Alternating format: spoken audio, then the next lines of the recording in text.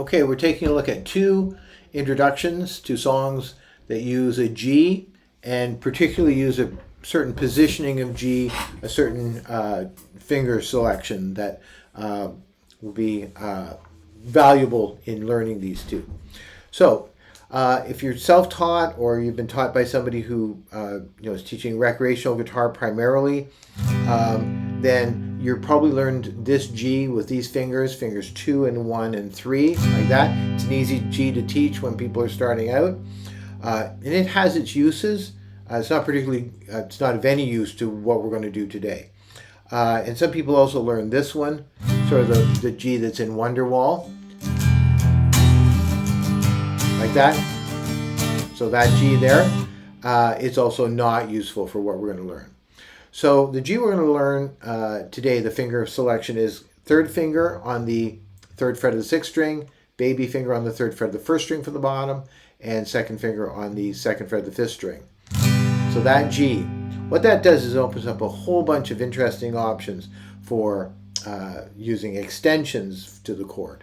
So G, what we're going to do now is add that first finger onto the first fret of the second string, and we have G sus4, or G suspended fourth. If we take our second finger here that's on the second fret of the fifth string and move it down to the second fret of the fourth string, we end up with G6 suspended fourth. If we move it down one more to the second fret of the third string from the bottom, we end up with G add 9 suspended fourth. Complicated chords based on pretty simple movement.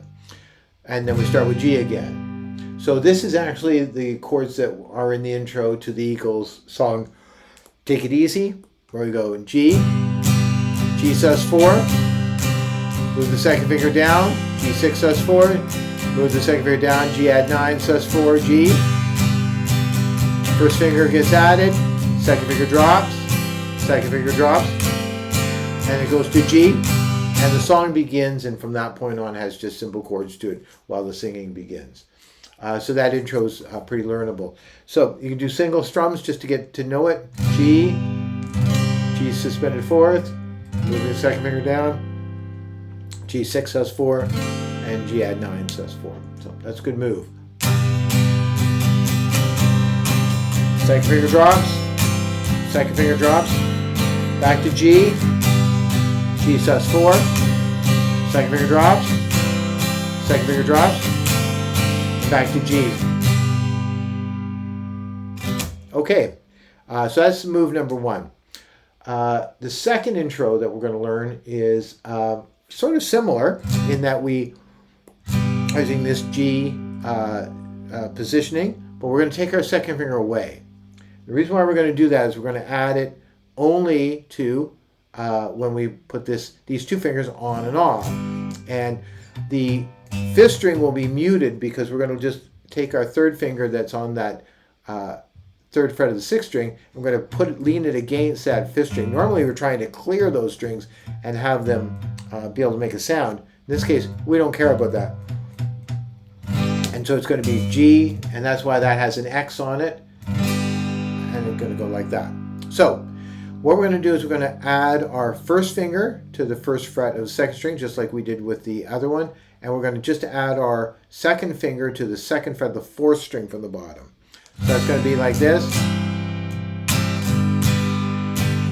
Like that, back and forth. And it's in a couple of different songs. Since we're on topic of the Eagles, it's the beginning of Tequila Sunrise.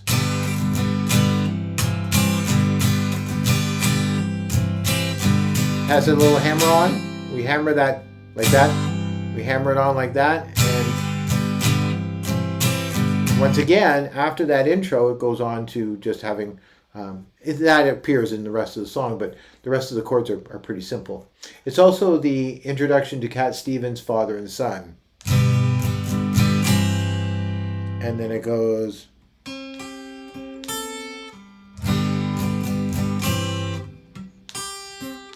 We're not that concerned about this part because we're not actually learning the song. We're just going to really just work on getting this intro part together. So we can strum that a bunch of different ways. Off and then on, then off, then on, off and then on, and off and then on, and off, and then on. Just trying to get a good sound out of that motion right there. And then on. And that's this week's work. I hope you have a good week.